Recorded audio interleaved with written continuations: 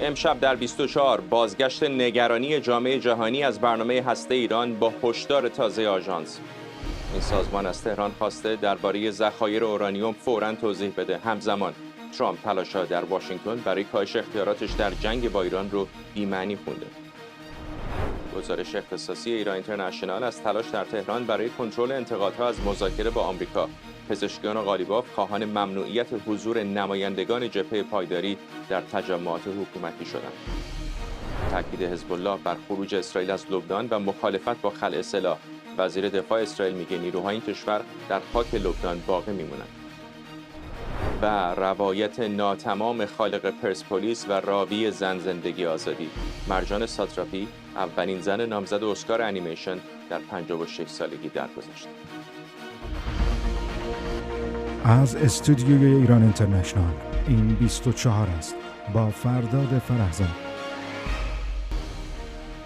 بینندگان ایران اینترنشنال در ایران و سراسر جهان سلام و وقت بخیر. آژانس بین‌المللی انرژی اتمی در تازه‌ترین گزارشش گفته ایران باید درباره وضعیت ذخایر اورانیوم و تأسیسات هسته‌ای آسیب دیده بعد از حملات پارسال فوراً توضیح بده و زمینه از سرگیری بازرسی‌ها را فراهم کنه. دبیرکل آژانس در این گزارش گفته به دلیل عدم دسترسی بازرسان به بیشتر تأسیسات امکان راستی آزمایی مواد و فعالیت‌های هسته‌ای ایران وجود نداره و همین موضوع نگرانی‌های مرتبط با اشاعه هسته‌ای رو بیشتر کرده.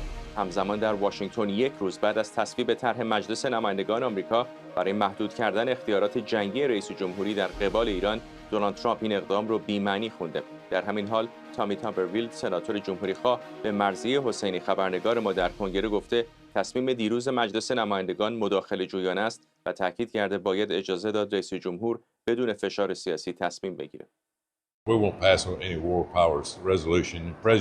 ما هیچ قطعنامه اختیارات جنگی رو تصویب نخواهیم کرد. رئیس جمهور به عنوان فرمانده کل قوا اختیار داره هر تصمیمی رو که لازم بدونه بگیره. وضعیت ایران دشواره اما رئیس جمهور کنترل اوضاع رو در دست داره. من به او کاملا اعتماد دارم. او یک مذاکره کننده عالیه. میخوایم مطمئن بشیم که ایران به سلاح هسته‌ای دست پیدا نکنه چون این موضوع میتونه جهان رو در خطر قرار بده. چون اونا به اندازه غیر قابل پیش بینی هستن که ممکن است چنین سلاحی استفاده کنن و ما نمیخوایم چنین اتفاقی بیفته. رئیس جمهور میدونه که در نهایت باید تنگه رو باز کنه و در تلاش برای حل این موضوع. اما اینجا در کنگره بعضیا فکر میکنن بیشتر از دیگران میدونن.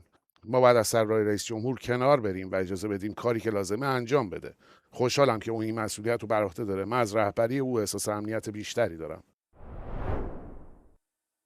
همکارم مرضیه حسینی از کنگره آمریکا به ما پیوسته. مرضیه، چندین بار طرحها به کنگره آمریکا رفت و برگشت، نتیجه چندانی نداشت. این بار به نظر میرسه که موفقیت بیشتری داشتن کسانی که میخواستن محدود بکنن توانایی جنگی دونالد ترامپ رو. در عمل اما چقدر این دست دولت رو میبنده در جنگ با ایران؟ همینطوره فردا 3 بار در مجلس نمایندگان و 7 بار در مجلس سنای آمریکا این قطعنامه به رأی گذاشته شد. دموکرات‌ها تمام تلاش خودشون رو کردن که در طول ماه‌های گذشته 4 ماه گذشته این جنگ رو متوقف کنن. هر بار که رأی‌گیری می‌کردن اگرچه شکست می‌خوردن اما یک ریزش بیشتر در ساختار جمهوری‌خواها اضافه می‌شد و یک نفر بیشتر به دموکرات‌ها ملحق می‌شد. در نهایت روز گذشته در مجلس نمایندگان آمریکا 215 نفر به این قطعنامه رأی دادن. 211 نفر دموکرات، 4 نفر جمهوری‌خواه. در نهایت این قطعنامه تصویب شد. اما در پاسخ به سوال چقدر مهم هست، تقریبا هیچی، به خاطری که معنای سیاسی این قطعنامه از معنای حقوقیش به مراتب بسیار بیشتر هست.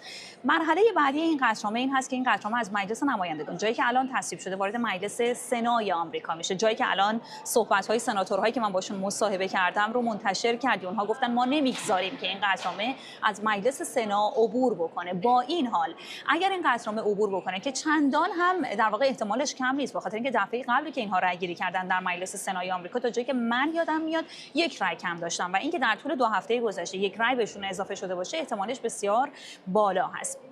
بعد از تصویب احتمالی در مجلس سنای آمریکا این قطعنامه وارد میز آقای ترامپ میشه، فرمانده کل قوا، فردی که هم صلاحیتش رو داره و هم بارها و به صراحت اعلام کرده که وتو خواهد کرد. این قطعنامه توسط ترامپ وتو خواهد شد.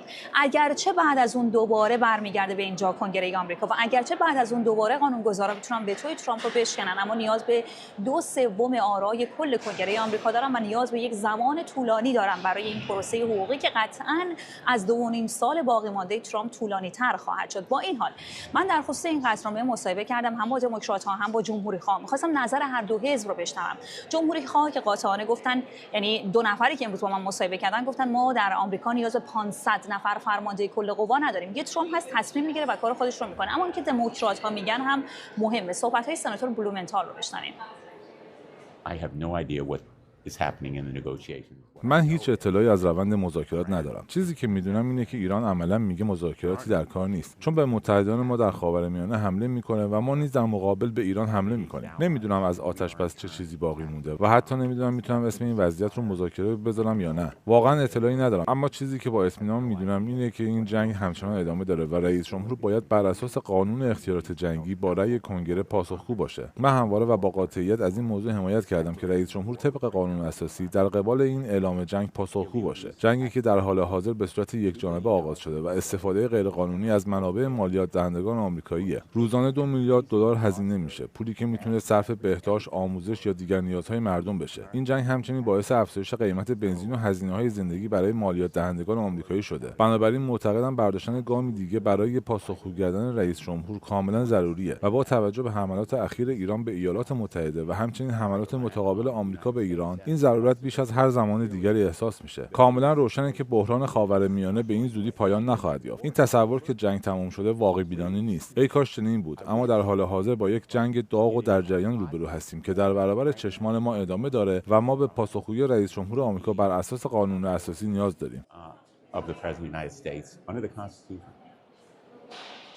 به رغم این صحبت‌هایی که از دموکرات‌ها شنیدیم، فردا تا 2.5 هفته آن تکلیف این قطعنامه اینجا در کنگره آمریکا مشخص خواهد شد، به خاطر اینکه بیشتر از این زمان نباید بگذره تصویبش در مجلس سنا. اما 4 نفری که به در واقع به تایید این قطعنامه رأی دادن، اسمشون رو من میگم: آقای برت از ایالت میشیگان، آقای فیتزپاتریک از پنسیلوانیا، آقای دیویدسون از اوهایو و همون آقای توماس مسیح جنجالی حزب جمهوری‌خواه. اما جدا از این خبر مهم دیگری که ما امروز داریم، نامه‌ای هست که توسط رسانه رویترز منتشر شده. بر اساس گزارش رویترز، نامه محرمانه‌ای که توسط آژانس انرژی اتمی به اعضای این کشور، به اعضای این سازمان منتشر شده، در اون ابراز نگرانی شده نسبت به فعالیت‌های جمهوری اسلامی، فعالیت‌های هسته‌ای جمهوری اسلامی و به طور مشخص از جمهوری اسلامی درخواست وضاحت شده در خصوص سرنوشت اورانیوم‌های غنی شده‌ای که امروز در کنگره هم ما به شدت از جمهوری‌خواها شنیدیم و آقای ترامپ هم همچنان به عنوان یکی از شروط این مذاکره برش پافشاری می‌کنه.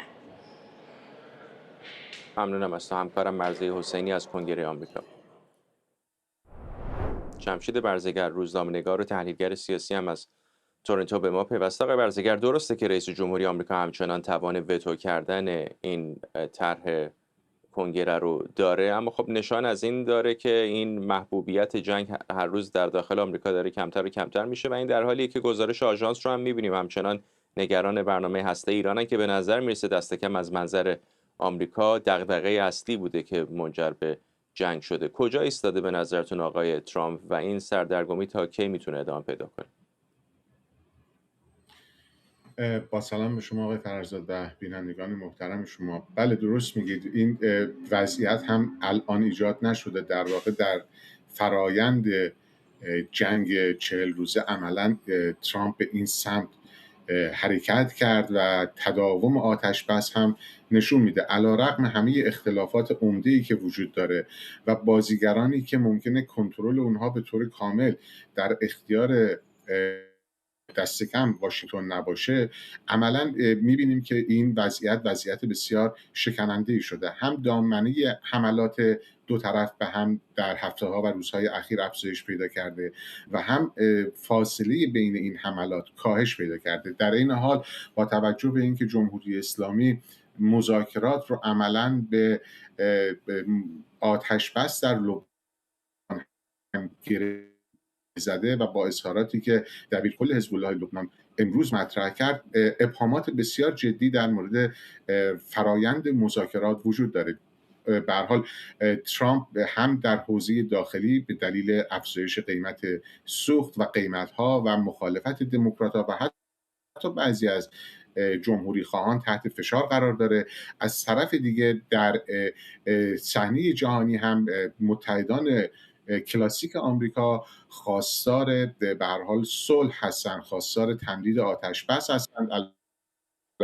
به شرط اینکه نگرانی هایی که دارن چه در مورد تنگه هرمز و چه برنامه هسته‌ای و برنامه موشکی و حمایت از گروه‌های نیابتی همچنان به قوت خودش باقی است. در گزارش آژانس بین‌المللی انرژی اتمی هم عملاً به این نگرانی داره اشاره میشه.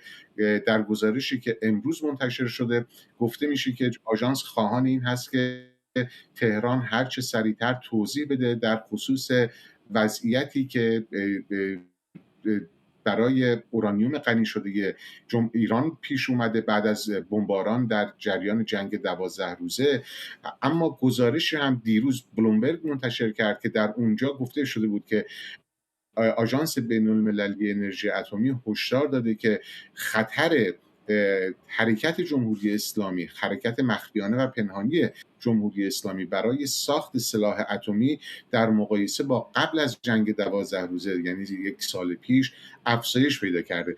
به هر حال نقش آژانس بین‌المللی انرژی اتمی، چیزی که خود رافائل گروسی هم بارها بر اون تاکید کرده، برای راستی آزمایی برنامه هسته‌ای جمهوری اسلامی یا هر تصمیم و توافقی که گرفته بشه از برچیده شدن غنیسازی اورانیوم تا نابود کردن اورانیوم غنی شده یا رقیق کردن اون، اینها همه به مشارکت و حضور فعال آژانس بین‌المللی انرژی اتمی بس داره. بنابراین نقش بسیار عمده‌ای رو ایفا میکنه و این دو گزارشی که بخش‌هایی از اون دیروز و امروز منتشر شده نشون میده که به هر حال نگرانی‌های بین‌المللی درباره برنامه هسته‌ای ایران همچنان ادامه داره و در مذاکرات هم می‌بینیم که هنوز توافقی در این زمینه حاصل نشده.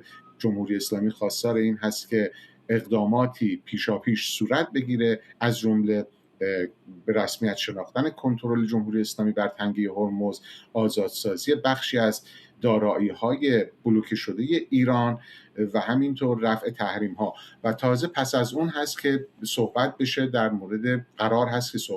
مورد برنامه هست. و این موضوع هم فشار فوق‌العاده‌ای رو برای آقای ترامپ ایجاد کرده، به دلیل اینکه او بارها تاکید کرده که علت حمله به جمهوری اسلامی برنامه هسته‌ای تهران بوده و اکنون هم اگرچه صحبت از نابودی برنامه هسته‌ای میکنه، ولی میبینیم که این نگرانی‌ها همچنان به قوت خودش باقی است و گزارش‌های آژانس بین‌المللی انرژی اتمی این نگرانی‌ها رو بیش از گذشته افزایش خواهد داد. آشفتگی و بی‌نظمی چه در برنامه‌های نظامی چه در سیاست خارجی آمریکا خب مسبوق به سابقه است. شاید تازه‌ترین موردش همین وضعیت افغانستان و خروج نیروهای آمریکایی از اونجا بوده باشه. اما زخم جمهوری اسلامی یکم به نظر متفاوت میاد با موارد دیگری مثلا بازگشت طالبان در افغانستان، چون اونجا یک کشور بسته است، در بدترین شرایط فقط برای مردم ساکن همونجاست که دردسر درست میکنه. اما جمهوری اسلامی خیلی روشن جنگ رو منطقه‌ای کرده. همین الان که داریم صحبت میکنیم به کشورهای منطقه مثل کویت و بحرین حمله میکنه. تنگه هرمز رو الان میخواد درش تعرفه بگیره. برنامه هسته‌ایش همونطور که در ابتدای برنامه اشاره کردیم همچنان سر جاشه. آیا این از اون زخمایی هستش که آمریکا بتونه یه جوری سر رو تهش رو ببنده و رها بکنه، یا مجبور بالاخره به یک شکلی چه سیاسی چه نظامی بهش رسیدگی بکنه؟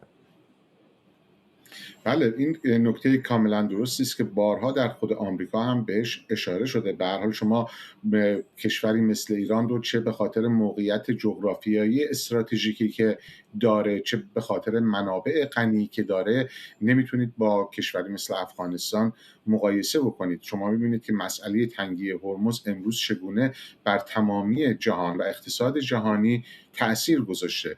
سالها درآمدهای ملی ایران و ایرانیان صرف برنامه‌های جاه طلبانی جمهوری اسلامی در برنامه هسته‌ای، برنامه موشکی و حمایت از گروه‌های نیابتی شده که در واقع مجموعاً اهداف اینها یا نتیجه اینها بی‌ثبات‌سازی منطقه بوده.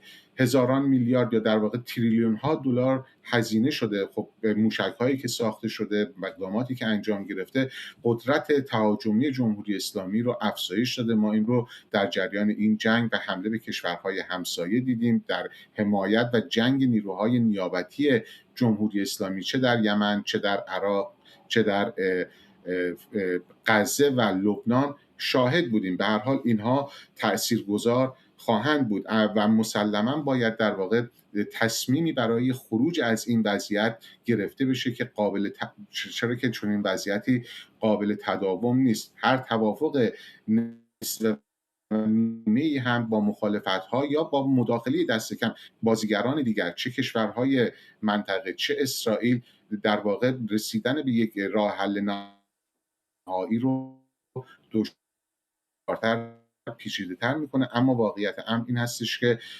جهان چاره ای نداره که سرانجام در جایی با این رفتار و رویکرد جمهوری اسلامی مقابله بکنه و هرچی که این مقابله به تأخیر بیفته، هزینه‌هایی که برای کنترل و مهار جمهوری اسلامی باید پرداخت بشه بیش از گذشته افزایش خواهد یافت. ممنونم از شما. جمشید برزگر، روزنامه‌نگار و تحلیلگر سیاسی از تورنتو و پوزش به خاطر کیفیت بد ارتباطی بود. در خبری اختصاصی، ایران اینترنشنال دریافت سه‌شنبه پیش هواداران جبهه پایداری از حضور در تجمع‌های حمایت از جمهوری اسلامی منع شدند. این دستور به دنبال درخواست مسعود پزشکیان رئیس دولت و محمد باقر قالیباف رئیس مجلس صادر شده. بنابراین گزارش معترضانی که پلاکاردهای علیه مصالحه در پرونده هسته‌ای در دست دارند هم از حضور در این تجمعات منع شدند. پیشتر ایران اینترنشنال گزارش داده بود قالیباف افرادی چون سعید جلیلی و امیرحسین ثابتی رو شبه نظامیان افراطی توصیف کرده و گفته بود اونها ایران رو نابود میکنن. در همین حال اولین مراسم سالمرگ روح الله خمینی بعد از کشته شدن علی خامنه‌ای برگزار شد و در این مراسم مجتبی خامنه‌ای در پیامی نسبت به آنچه تردید و بدگمانی در مردم خواند هشدار داد و در این پیام که امام جمعه موقت تهران اون رو خوند تاکید کرد هر گونه اقدامی که موجب بدبینی و سرخوردگی مردم بشه کمک به دشمنه. همکارم مرتضی کاظمیان از لندن با ماست.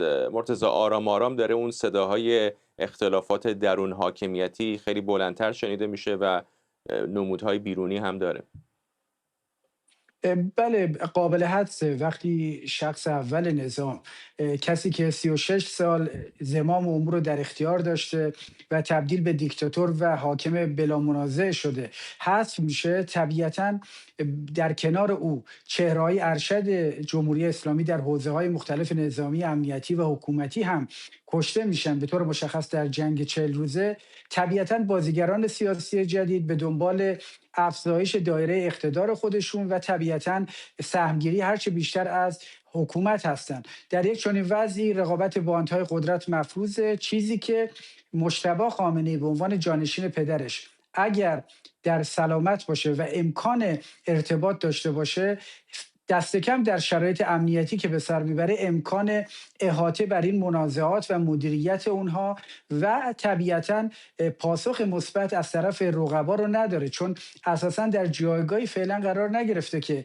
طرفین تن بدن به امر و نهی او، آنچنان که تمکین میکردن از اوامر پدرش. و به همین دلیل شاهد این هستیم که همزمان با پیشبرد گفتگوها با ایالات متحده صدای مخالفان هم به هر حال محسوس هست، اما به نظر میرسه که در حال حاضر بنا به مصالح حکومت و البته اون جایی که برمیگرده به افزایش سهم جریان عملگرا، مصلحت اندیش و واقع نگر جمهوری اسلامی، رویکرد مبتنی بر تفاهم با ایالات متحده و عبور جمهوری اسلامی از این بحران به نوعی از این ستون به اون ستون فرجه فعلا دست بالا رو پیدا کرده در حکومت، هرچند که محل اصلی منازعه یعنی بحث سطح غنیسازی اورانیوم و تحویل دادن اورانیوم غنی شده و همینطور نحوه مواجهه با تنگی هرمز همچنان علامت سوالهای بی پاسخه و به نظر میرسه که گره های اصلی بحران تا وقتی که جمهوری اسلامی هست و تا وقتی که تنش با ایالات متحده و اون توهم نابودی اسرائیل وجود داره، این ریشه بحران پابرجاست. به طور سنتی ریزش‌ها در جمهوری اسلامی معمولاً از چپ بوده، یعنی خیلی از اصلاح طلبان دیروز بودند که امروز اپوزیسیون هستن. آیا این رو میشه شروع ریزش از راست هم در حکومت دانست و اگر نه چه کار مثلا با تیپ‌های جبهه پایداری میتونن بکنن؟ آیا حذف راه حلشون، آیا هضم راه حلشون، آیا میتونن اونها رو نادیده بگیرن یا به مرور ممکن اونها تبدیل به اپوزیسیون دست راستی تندتر ضد حکومت بشن؟ گمان میکنم بیش از اون چیزی که برگرده به جایگاه و وزن جبهه پایداری، به هر حال اون بخش از قدرت سیاسی که رویکردهای آخرالزمانی دارن، محل اصلی مناقشه اونجایی است که سپاه پاسداران یا به طور مشخص امنیتی های حاکم بر سپاه پاسداران که گروگانگیران اصلی کشور هستند، اونها چگونه راهبردهای کلان در حوزه‌های موشکی، هسته‌ای و نیروهای نیابتی جمهوری اسلامی رو تنظیم می‌کنند. یعنی به میزانی که این بخش از حاکمان جمهوری اسلامی، یعنی امنیتی های حاکم بر سپاه که طبیعتاً در تعاملن با جبهه پایداری، به میزانی که اینها بتونن اقناع بشن در رابطه با پروژه های خودشون، به نظر میرسه که فعلا محل مناقشه چندانی وجود نداشته باشه با طیف عملگرا، مصلحت اندیش یا اون بخشی که مثلا قالیباف الان شده میانگین وضعیت. ولی پرسش بنیادی اینجاست که آیا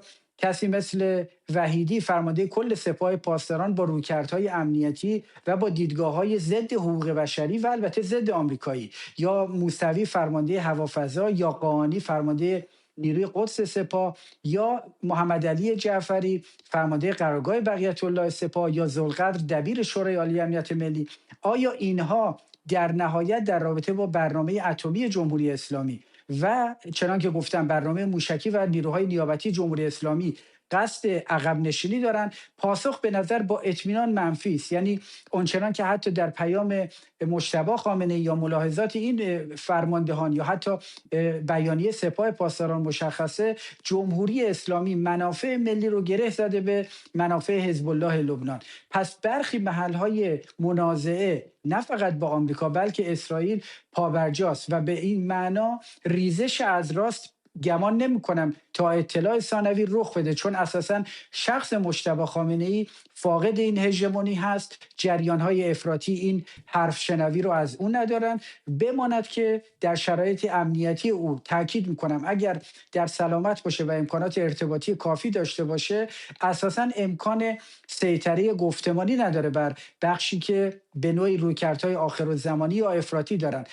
همینجا این رو هم اشاره کنم، جالبه که در همین پیام امروز مجتبی خامنه‌ای به مناسبت سالگرد درگذشت روح الله خمینی، او تقریبا هیچ اشاره‌ای به آمریکا نکرد، جز یک بار اسم آمریکا رو نیاورد. به نظر میرسه که دست کم در این مقطع جریان متصل به قالیباف و دولت و البته حتی کسی مثل عبداللهی در قرارگاه خاتم الانبیا و احیانا به واسطه یک کسی مثل حسین طایب و مهدی خاموشی که از روحانیون نیست که به نوعی متصل شده به هسته سخت قدرت، فعلا مجتبی خامنه‌ای رو قانع کردن برای اینکه تن بده به یک مذاکره یا توافقی که فعلا جمهوری اسلامی رو از ابربحران اقتصادی و نارضایتی‌های عمومی دور کنه. این رو هم در پایان بگم، در بیانیه و پیام منتسب به مجتبی خامنه‌ای امروز دوباره هراس نه فقط او بلکه اون کانون مرکزی قدرت جمهوری اسلامی از نارضایتی مردم محسوس بود. به خاطر همین تاکید کرده بود روی مقاومت مردم، تقویت تاب‌آوری که به تعبیری میشه کوچکتر شدن سفره‌های مردم و پرهیز گروه‌های مختلف سیاسی به طور مشخص باندهای قدرت از منازعه تاکید شده بود. این نشون میده پاشنه آشیل جمهوری اسلامی همچنان اکثریت ناراضی هست و طبیعتاً بحران با ایالات متحده و اسرائیل هم به دلیل رویکردهای ایدئولوژیک جمهوری اسلامی ادامه خواهد داشت. ممنونم از تو. مرتضی کاظمیان همکارم از لندن با ما. ساعتی بعد از توافق سه‌جانبه آمریکا، لبنان و اسرائیل، دبیرکل حزب الله اعلام کرد طرح آتش‌بس رو بدون خروج اسرائیل از خاک این کشور قبول نمی‌کنه. به گفته نعیم قاسم، مذاکرات مستقیم بیروت با اسرائیل نمایشی مضحک و توهین‌آمیزه و هر توافقی باید با خروج کامل اسرائیل از تمام خاک لبنان آغاز بشه. در مقابل، اسرائیل کاتس، وزیر دفاع اسرائیل، تاکید کرده توافق لبنان شامل خلع سلاح حزب الله و محکومیت رسمی دخالت‌های جمهوری اسلامی. علی صدرزاده، تحلیلگر مسائل خاورمیانه، از آتن به ما پیوسته. آقای صدرزاده، این موضعی که حزب الله گرفته عملاً به شکل کمک به موضع اسرائیل هم هست، اینطور نیست؟ چون از یک طرفی واشنگتن هم تو داره فشار میاره بر آقای نتانیاهو که جنگ رو محدود بکنه، ولی اگر حزب الله نخواد این آتش بس رو به این شکل فعلی بپذیره، خب دست اسرائیل رو هم باز میذاره برای ادامه حملات، نه؟ کاملا درسته و این یک پشتیبانی هست از جناح راست اسرائیل. پس از توافق اسرائیل، توافقی که با فشار آمریکا به وجود اومد. یعنی در حقیقت 9 تا افسر عالی رتبه لبنانی رفتن 2 روز در واشنگتن نشستن و به پایان داستان که رسیدن توافق نتونستن بکنن.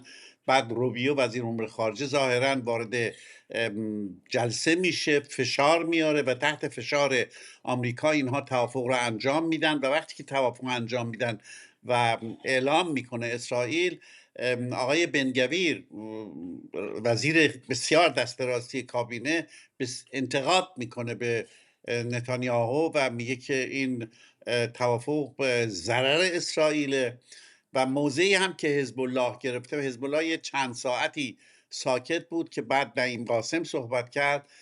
موضعی رو که گرفته یعنی عملا آتشبسی در کار نخواهد بود، شکننده که هیچ در کار نخواهد بود، چون اگر اون چیزی که نعیم قاسم گفته انجام بدن جنگ از سر گرفته خواهد شد، چون نتانیاهو گفته که به مجرد این که احساس بکنیم حزب الله میخواد دست به کاری بزنه ما عکس العمل نشون خواهیم داد.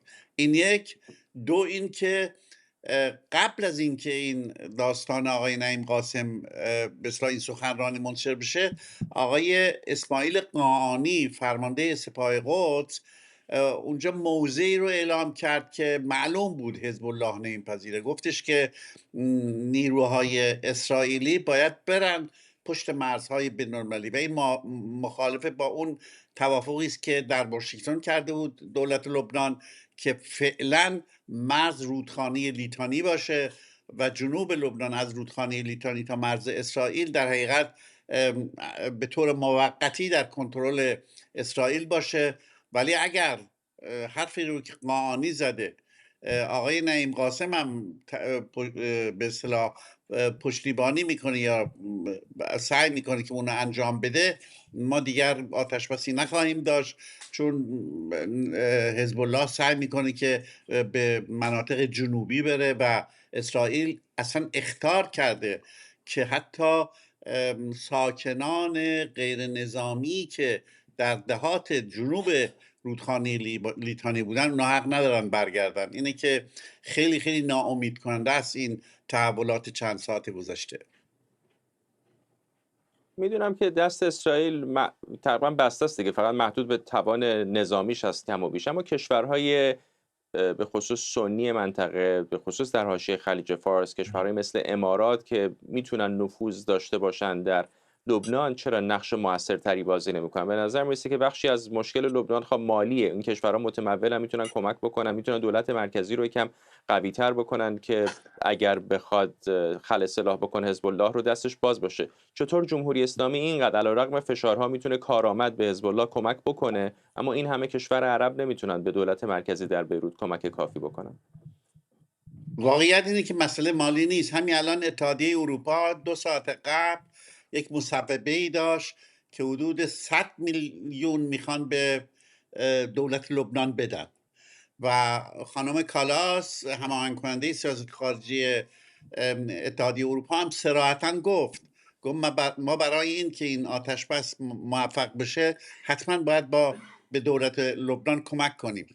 مسئله مالی نیست، مسئله سیاسی هست و مسئله این است که حزب الله از اول مخالف این مذاکرات بوده و وقتی که یکی از گروه‌هایی که بزرگترین گروه مسلح کشور شماست و حتی بعضی ها میگن که قوی‌تر از ارتش لبنان هست حزب الله، وقتی چنین گروهی مخالفت میکنه به هر گونه آتش بس، با پول و با کمک خارجی مسئله رو نمیشه حل کرد. فقط حزب الله باید سر عقل بیاد و بپذیره که این کار به ضرر موجودیت لبنان تمام میشه، چون این اواخر نحوه حملات اسرائیل به لبنان طوری بود که واقعا موجودیت لبنان در خطر بود. هواپیماهای اسرائیلی دیگه داشتن بیروت رو بمباران میکردن و اعلام هم کرده بودن که سربازان ما به وارد زاهیه، یعنی اون مناطق جنوب بیروت خواهند شد. اینه که و اسرائیل این کار رو خواهد کرد. یعنی حرفی که آقای کات زده، حرفی که آقای نتانیاهو تهدید کردن، اگر ما احساس خطر بکنیم شدیداً وارد عمل میشیم و فقط می شود برای کشور لبنان امیدوار بود که حزب الله به هر حال به حرفای ایران رو نپذیره یا لااقل به خاطر سرنوشت لبنان دست به عکس العملی نزنه. ممنونم از شما علی سعدزاده، تحلیلگر مسائل خاورمیانه از آتن. مرجان ساتراپی، نویسنده، تصویرگر و فیلمساز ایرانی فرانسوی، در 56 سالگی در پاریس درگذشت. خانم ساتراپی که با رمان مصور پرسپولیس و اقتباس سینمایی اون به شهرت جهانی رسید، به گفته خانواده‌اش بر اثر اندوه از دست دادن همسرش در سال گذشته از دنیا رفت. خانم ساتراپی علاوه بر اون فیلم کارگردان 5 فیلم بلند دیگه هم بود و اولین زنی بود که نامزد جایزه اسکار بهترین فیلم انیمیشن شد. کتاب مصور زن زندگی آزادی که در اولین سالگرد قتل مهسا امینی منتشر شد، از آخرین کارهای او با همکاری عباس میلانی بود. خود عباس میلانی، مدیر مرکز مطالعات ایرانی دانشگاه استنفورد از کالیفرنیا، به ما پیوسته. آقای میلانی خیلی با اینکه هنرمند ایرانی تبار بود، ولی بخش بزرگی از مخاطبان او غربی بودن، به خصوص غربی‌های الیت در اروپا. چقدر به نظرتون رو تصویری که جامعه جهانی غربی‌ها از ایران دارن کارهای او تاثیر گذاشت؟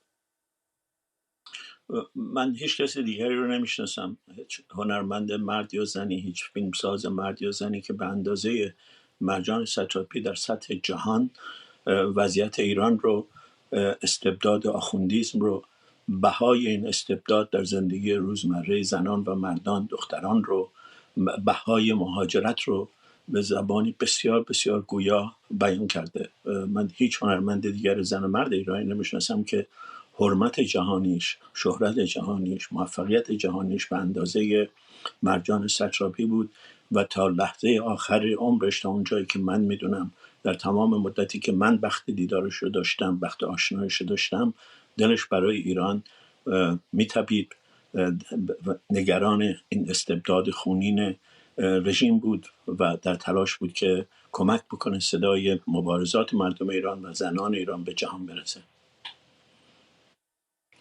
یکی از آثار رو که طبیعتاً خیلی شهرت جهانی برای او به همراه داشت پرسپولیس بود. چه ویژگی به نظرتون پرسپولیس داشت که از بسیاری شاید از کتاب‌ها، فیلم‌ها، آثار دانشگاهی دیگه تاثیرگذارتر بود در شناختن ایران به خصوص غربی‌ها؟ به حساب من یکی از مهمترین ویژگی‌هاش صداقت و دقت مرجان ساتراپی بود در بیان وضعیتش، در بیان دشواری‌های زندگی روزمره‌اش، جرأت و جسارتش در مقابله با آخوندیسم، در مقابله با خرافات، در مقابله با بلایی که بر سر دختران ایران، زنان ایران در ایران میارند و اینکه همراهش میکرد با یک طنز بسیار بسیار تیزهوشانه‌ای، با تصاویر بسیار بسیار مؤثری. و در سطح جهانی این کتاب، تعداد ترجمه‌هاش، تعداد کتاب‌هایی که ازش به فروش رفته، هیچ دبیرستانی من در آمریکا نمیشناسم که کتاب‌های به خصوص همین پرسپولیس جزو کتاب‌های لازم بچه‌ها نباشه.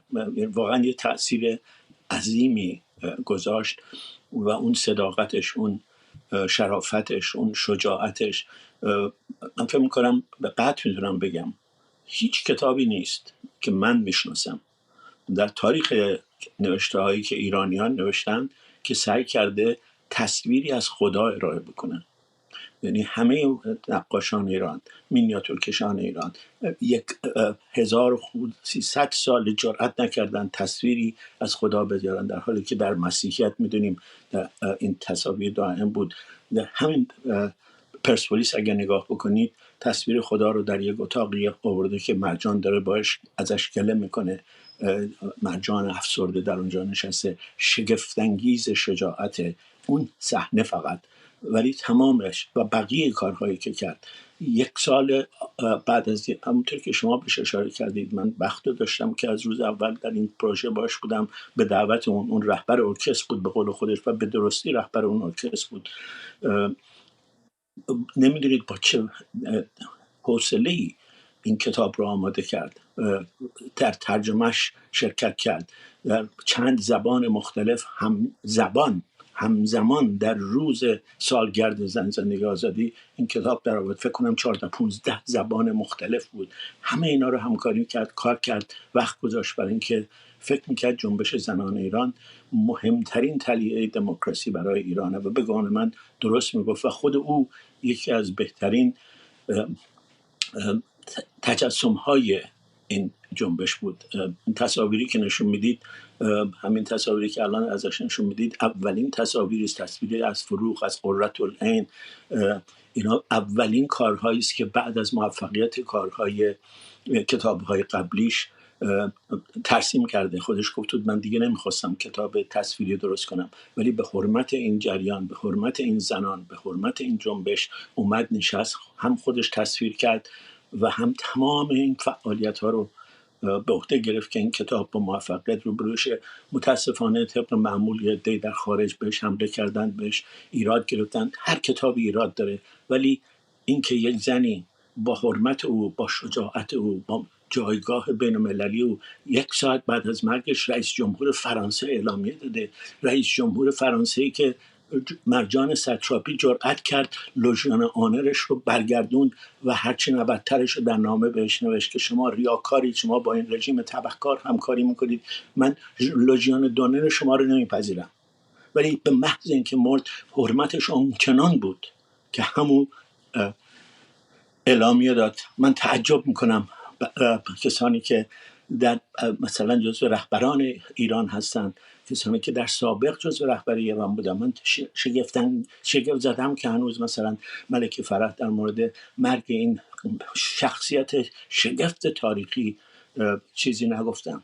به نظر من برای ما یک مصیبتی است مرگش، ولی کارهاش میمونه ماندگاره و تأثیرش میمونه و ماندگار ما رو مدیون اون میکنه. به حداقل من خودم رو مدیون اون میدونم برای همیشه.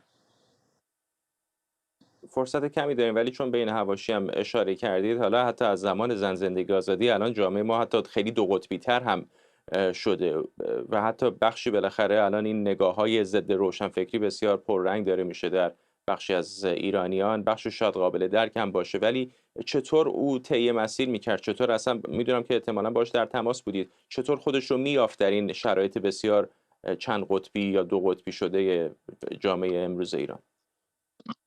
بله، من باش در تماس بودم. به غیر از این 1-2 ماه اخیر که حالش کمی بدتر شده بود، مثل هر کسی دلگیر می شد از این حملات، به خصوص عده‌ای در پاریس بهش حملات بسیار بسیار زشتی کردن. برای مدتی حتی تمام حضور در فضای مجازیش رو قطع کرد برای اینکه دلش نمیخواست اینها رو بشنوه.